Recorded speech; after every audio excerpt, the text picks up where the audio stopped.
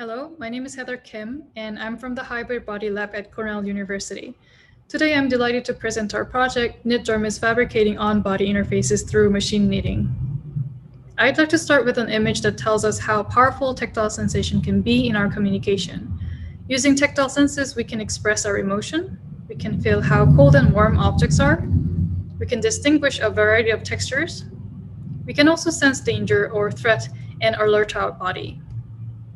Owing to this broad bandwidth of information, haptic feedback has been adopted to serve various purposes. For instance, to notify users through electronic devices, to allow eyes-free interaction for immersive experience during VR and games, and also to serve educational purposes, just to name a few. This versatility of tactile feedback attracted interest from not only commercial sector, but also research community in HCI. And thanks to that, in recent years, we've seen a series of innovations which enabled feedback with higher resolution. For instance, skin drag displays on the left succeeded in rendering 12 types of stimuli, while the tickler on the right was able to emulate subtle tickling sensation using laterally moving bars.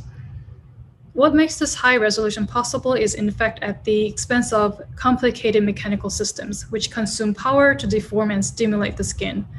Due to the rigidity and form factor, the applications hardly go beyond the forearm, leaving the rest of the body unexplored territory. But our vision was different. We saw great potential in exploring a broader range of body locations through more compliant and durable form factors. So looking for compliant form factors, we were naturally drawn to knitting. Knitting stands out among many textile-based fabrication methods because of its unique structural flexibility. And this flexibility allows knitting to play an extensive role in smart garment, fabric sensing system, and even architecture at scale. So inspired by that, KnitDermis is composed of two primary materials, shape memory alloy, which contracts upon receiving heat, and knitted substrate. Without any additional mechanical system, KnitDermis outputs 4 types of tactile feedback on 6 body locations. Here, I'm going to share a part of our case studies demonstrating how these 4 stimuli were delivered through just 2 mechanisms.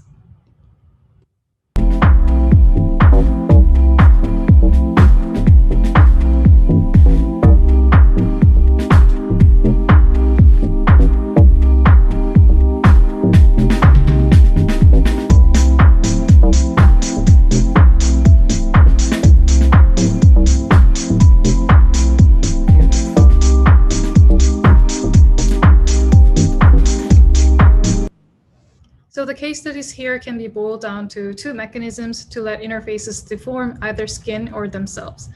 So when the actuation happens involving direct movement of skin, the skin shifting is in action.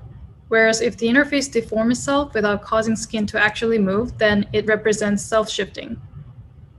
Taking pinch feedback as an example of skin shifting, with the specific part of the interface attached to the skin, the SMAs embedded in the knitted channels would move the skin regions as they actuate.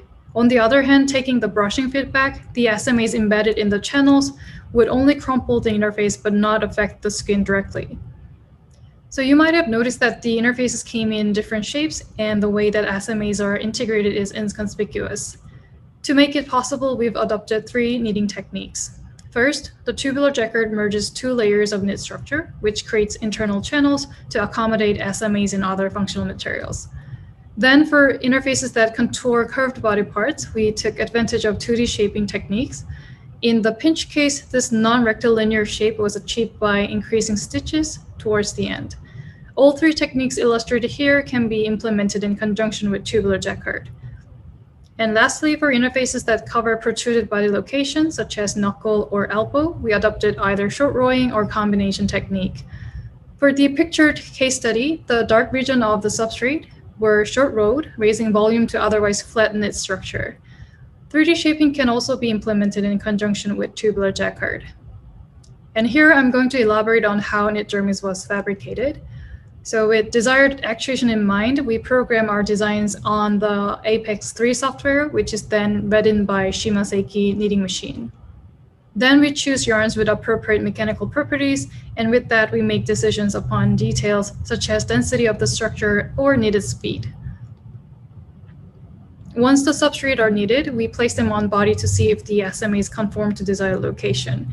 With successful substrate, we thread in functional materials and finally connect them to power source.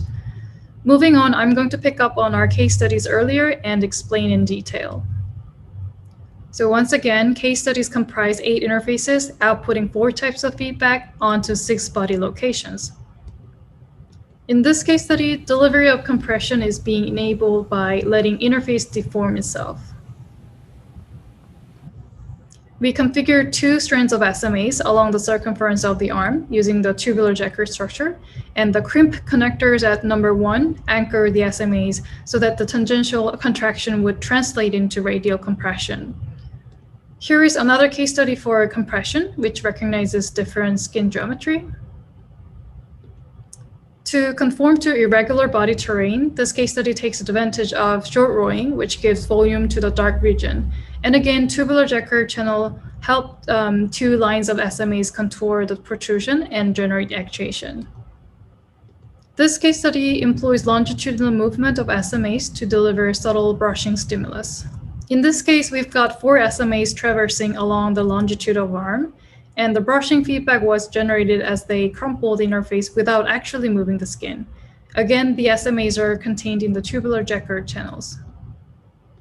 What's different with this case study is that it employs skin shifting to render twisting feedback. We have a new material introduced here at number 3, an adhesive tape. So by having the tapes attached under the location of SMAs, the contraction happening in the opposite directions would create a sensation similar to ringing. Our last case study in this presentation is pinch, which represents another example of skin shifting. Again, with the help of adhesive tapes attached on the edges of the interface, the contraction of SMAs would bring the skin regions closer, emulating a pinch. To evaluate effectiveness of KnitDermis, we conducted mixed method user study, which comprised functional study phase and semi-structure interview phase. During the functional evaluation phase, we were curious to know whether participants were comfortable around KnitDermis and whether the tactile feedback was noticeable, and lastly, if participants were able to distinguish the feedback. So to answer these inquiries, we conducted statistical analysis. So with comfort, we had a global average of 5.48 out of 7, with the highest rating obtained by brushing at 6.04, whereas the lowest rating was at pinch on hand with 5.21. So our model suggested that people were generally comfortable around our interfaces. However, because of that, no significant main effect was discovered. With noticeability, however, there was a distinct within-subject tendency leading to a significant main effect of interface.